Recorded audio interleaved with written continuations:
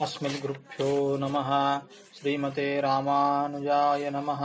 श्री 1008 श्री स्वामी जी श्री सीतारामाचार्य जी महाराज के दिव्य प्रवचन श्री नित्य लीला ग्रंथ 15वां भाग, दिनांक 17 फरवरी 1945, सायंकाल 6 बजे। श्रीमान गुलाब सिंह जी थानेदार साहब को सवेरे उपदेश सत्संग में जो श्री दर्शन अनुभव हुआ उस प्रसंग को श्री प्रकट स्वरूप से निवेदन किए। श्री पंडित जी महाराज रामानुदास स्वामी श्री थानेदार जी श्री स्वरूप के साथ वन घूमने पधारे। पूर्व दिशा में पौड़ी ग्राम के समीप के जंगल में गए। वहां की भूमि नीरस अनुभव में आई तो उस स्थान से लौटकर जोला ग्राम की तरफ एक खेत के किनारे फूल युक्त एक बड़े वृक्ष के समीप श्री प्रकट स्वरूप सरकार कंबल आसन पर विराजमान हुए और उस भूमि को बड़भागी बनाए। वह नीरस भूमि होने का कारण यह प्रकट हुआ कि भूमि का मालिक निरीश्वरवादी था। उसके निरीश्वरवादी होने से वहां की भूमि भी नीरस हो गई। यह है संग दोष की प्रबलता।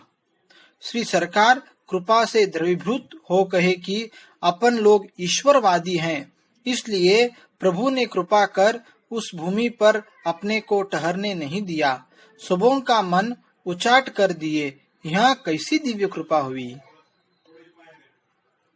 इस प्रसंग से यह शिक्षा मिलती है कि ईश्वरवादियों को निरीश्वरवादियों का संग नहीं करना चाहिए और इस प्रसंग के अनुसार ही भगवत कृपावादी जनों को चाहिए कि साधनवादी के संग से सदा दूर रहे।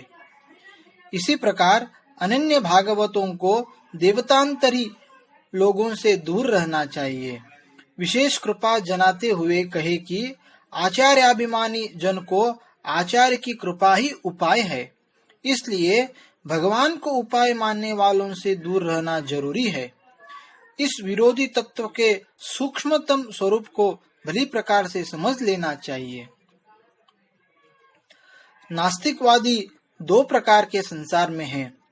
वहाँ एक है कि जो ईश्वर नहीं है ऐसा कहते मानते हैं, और दूसरे वे हैं जो कहते हैं कि मरने के बाद ईश्वर मिलते हैं, जीते जी नहीं मिलेंगे। एक तादात्मिक छंद गान किए। प्रिय चादरे में तूलत किया, बिस्तरे में बाग में बनवटी में गिरतटी में।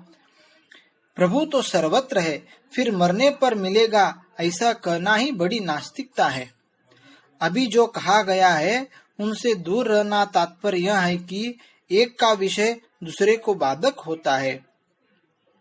कृपा जनाते हुए आगे कहे कि श्री अयोध्या जी की भूमि की महिमा दिव्य है। टीले, जंगल, सरयू तट, रेता, सब जगह वह परम तत्व भरा हुआ प्रकट दिखता है, और जो लाखों करोड़ों रुपया लगाकर स्थान बनाए गए हैं वहां पर वह तत्व नहीं भासित होता। जो बैठकर मानसिक कल्प वृक्ष की कल्पना करके कल्पित सिंहासन पर प्रभु का ध्यान करते हैं वहाँ कुछ भी तत्व प्रकट नहीं होता है, और उसी परम तत्व को श्री अवध की भूमि साक्षात दर्शाती है। जिस भूमि में श्री चरण पड़े हैं उसको छोड़कर अन्य कल्पना करना बालू की भीत उठाना है। इस प्रकार से प्रसन्नता सहित 2 घंटे प्रकटवाद सुगमवाद का दिव्य प्रसंग श्री सरकार कहते रहे।